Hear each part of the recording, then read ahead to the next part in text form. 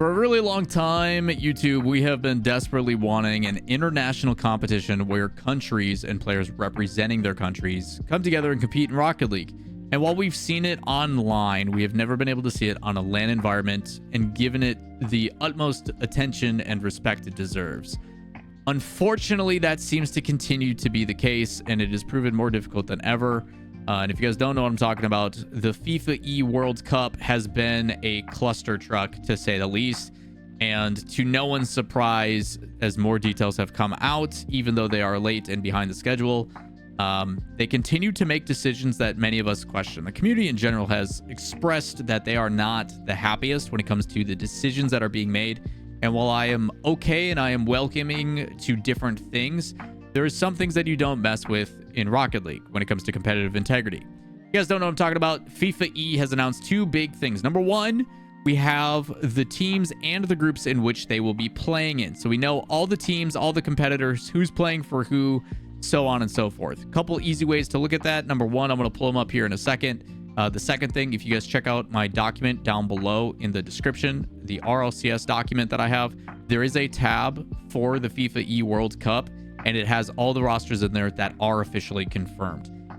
They ended up doing a blind draft where they just drew names out of a bucket, and a lot of people kind of outraged by it because when you look at the differences between Group A, which is what we have, there is some heavy favorites. Obviously, there's only 4 teams that are going to make it out of groups. I think Saudi is obviously a free one, and then from there, probably England, Spain maybe, and Germany or Australia. We'll have to wait and see. I think it is pretty competitive for Group A because there is a clear favorite, I think, with the Falcons. And then from there, it changes up a little bit. But over in Group B, it is absolute heckin' chaos between USA, France, Morocco, Brazil, and who knows what Argentina is going to show? Who knows what Chile is going to show? It's going to be ridiculous. So overall, I think because things were not seeded, it was random lottery pull. A lot of people are upset already that it's like, dude, obviously 4 are going to progress, but like we should have seeded these or found a way to make sure the best teams are moving forward. But then again, how do you seed international competition when we've never seen these teams compete? So I'm personally okay with the lottery system. I think it makes for good entertainment. At the end of the day, we're going to have 8 total teams that make it out, 4 from A and 4 from B. So it is what it is in that regard. I'm not too worried about that. How Beast Mode is not involved. Beast Mode did put out that he is currently trying to build a house and do stuff for his personal life. That's the reason he's not in attendance. That's here nor there. And now that he doesn't have a contract requiring him to attend events, man can make his own decisions. I do think it's a missed opportunity for him to have the chance to represent his country. But at the same time, with how much of a poop show this event has been, I also don't blame him for not wanting to be in consideration for it. We also have Torsas. Now that Banana Head is gone from Power, it is now Gus.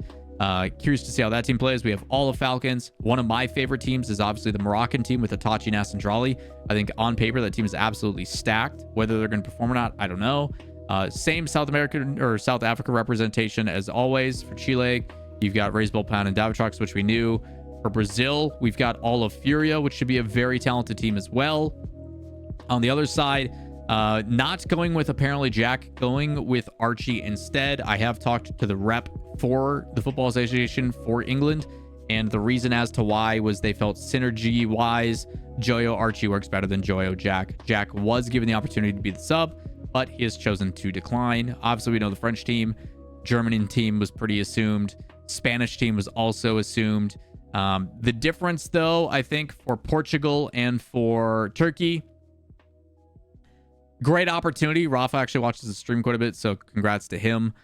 He was very happy that Acronic ended up not signing up or whatever the reasoning was for that. But yeah, I think it's a cool opportunity for them. No expectations, and it's good experience. So those are the teams. Those are the official rosters. That is what we have. But the thing everybody's up in arms about has nothing to do with either one of those. It has to do with the format, and I'm in agreement.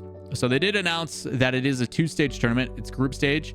It is initially sounding not too bad. It's round robin groups. It's double round robin. So that means every team plays every team twice. And normally we go, okay, that's pretty dope. Double round robin. That means 2 best of 5s. You know, teams are going to be able to get points. And their point system, as they state, is it's 3 points for a win, 1 point for a draw, and 0 points for a loss. And we're like, well, wait, how do you have a draw? How do you tie in a best of series? Turns out they're doing best of twos, which isn't a thing. You can't have a best of two because there is no second match ever, because it's an even number. You have to have a best of three at least. So what they're doing is they have a double round robin. So in 8 teams in a group, they will all play each other one time in an individual game, and then play the team again in an individual game. So instead of saying a best of two, you could say a set of two.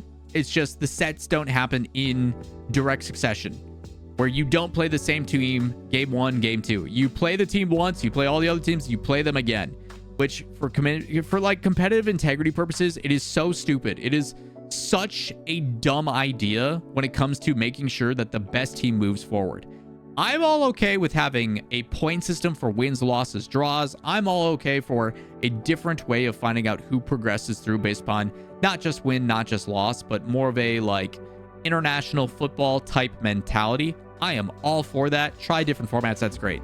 But what I am not for is having individual game, not series, individual game being the deterministic factor for who moves forward, because that is just upset central.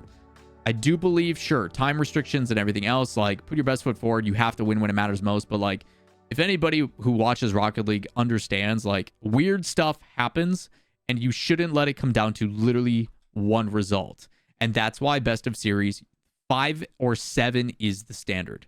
The only good thing is as we get into the knockout stage where 4 groups come from Group A and 4 teams come from Group B, those will go to a single elimination best of 7, which is the way it should be. So again, I every time I look at this event, every time I hear more information, every time I find out some things, and unfortunately there's certain things that I'm under NDA that I cannot share that make me even more frustrated about this event.